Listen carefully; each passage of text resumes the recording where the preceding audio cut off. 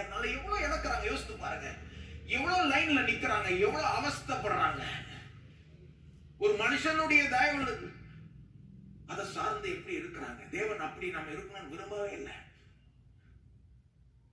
இவ்வளவு பெரிய தேவ மனுஷனா இருந்தாலும் அந்த தேவ மனுஷனுடைய தயவை சார்ந்து நீங்க இருக்கணும்னு தேவன் விரும்பவில்லை. அப்படி உங்களை விடல. தேவ மனிதர்களுக்காக நாம கர்த்தருக்கு நன்றி சொல்லுகிறோம். அவங்களுக்கு ஒரு ரோல் இருக்கு. தேவன் தான் பாஸ்டர்களை நியமிச்சிருக்கிறார், சபையில வச்சிருக்கிறார். தேவ மனிதர்களை அபிஷேகித்து அவளை அனுப்புகிறார், அவள் மூலமாய் ஜனங்களை தொடுகிறார். எல்லாம் உண்மைதான். ஆனா அவங்க தயவுல வாழணும் அப்படின்னு உள்ள அவர்கிட்ட போகணும், ஜெபிக்கணும்ன்றதுக்காக அவங்க தயவுலன்னா முடிஞ்சது. அவங்க கேட்கலன்னா ஒண்ணும் நடக்காது. அவங்க கேட்டாதான் பதில் கிடைக்கும், நீங்க கேட்டா பதில் கிடைக்காதுன்னு தேவன் விடவே இல்லை. அதனாலதான் இவ்வளவு தூரம் போய் சிலுவையில மறிச்சு கர்ட்டனை கிழிச்சார்.